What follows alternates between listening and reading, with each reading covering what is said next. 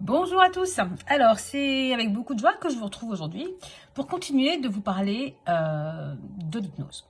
Alors, j'avais parlé de l'auto-hypnose la fois d'avant. Et là, maintenant, je vais plutôt vous parler d'hypnose, puisque finalement, c'est quand même de ça dont il s'agit, avant tout. Même si, en réalité, l'hypnose, ça n'est que de l'auto-hypnose, même avec un thérapeute.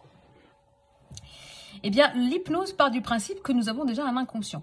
Alors, c'est marrant parce que la notion d'inconscient est apparue après, en réalité, l'hypnose.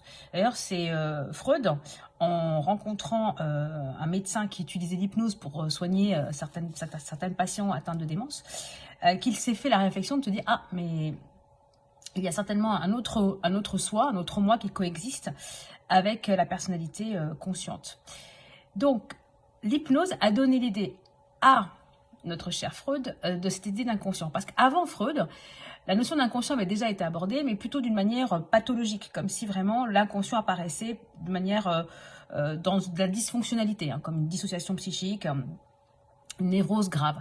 C'est le premier en fait à dire qu'en réalité nous avons tous un inconscient qui parle, qui se déchiffre et qui guérit, et qui donc finalement est celui à qui on doit parler, puisque c'est le grand programmateur de notre esprit. Alors, l'idée de l'inconscient, si on regarde un peu l'histoire de la psychologie, c'est un postulat. Hein.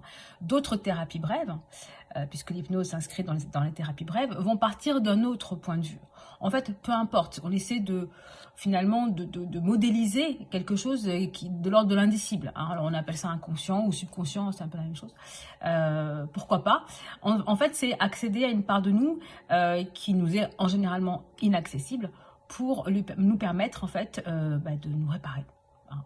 Alors, Milton Erickson, donc, qui a donné l'hypnose ericksonienne, qui est celle aujourd'hui la plus utilisée, on va dire, c'est celui qui va transformer l'hypnose dans une pratique beaucoup plus efficace déjà en termes de résultats, et beaucoup plus respectueuse aussi de l'individu. En fait, on va faire appel à nos ressources intérieures plutôt que d'être guidé d'une manière condescendante et dominatrice par un thérapeute. Hein, voilà, ça c'est toute une approche très différente. Et l'hypnose ericksonienne a évolué, puisque là on était vraiment au début du XXe siècle, dans des techniques maintenant qui ont intégré tout ce qu'on sait aujourd'hui grâce aux neurosciences, et notamment des outils comme la programmation neurolinguistique qui sont maintenant intégrés dans les protocoles d'hypnose. Alors ça peut vous sembler tout ça un petit peu abstrait, très technique, mais j'y reviendrai. De toute façon, j'y reviendrai. Alors, ce qui est important aujourd'hui, c'est de se dire que l'hypnose, donc, comme j'ai dit la dernière fois, c'est d'amener donc l'inconscient à l'écoute et de lui faire des suggestions dans son langage, et ça aussi, j'y reviendrai dans une autre vidéo. Donc, le langage qui parle à l'inconscient, qui n'est pas le langage du conscient, et l'amener à faire des choix importants pour soi. Alors, l'hypnose est réputée, notamment aujourd'hui, dans l'arrêt du tabac. Hein, les chiffres sont... les résultats, en tout cas, sont flagrants. Vous avez déjà entendu parler de l'hypnose maintenant qui est dans les opérations chirurgicales, où des patients sont carrément opérés sous hypnose. Hein. Donc, il n'y a plus d'anesthésion avec des séances de préparation. Des anesthésistes forment à l'hypnose aujourd'hui. Et ça permet une meilleure récupération, évidemment. Et donc ça, c'est très intéressant. Donc l'hypnose est entrée dans le monde médical depuis un petit moment. L'hypnose est aussi réputée pour sa gestion du stress, pour améliorer son sommeil, en l'occurrence. Et puis, le traitement des traumatismes. Donc, il y a l'autre thérapie qui fonctionne très bien dans les traumatismes, c'est le MDR avec les mouvements oculaires. Et l'autre, vraiment, qui a des très bons résultats, c'est l'hypnose.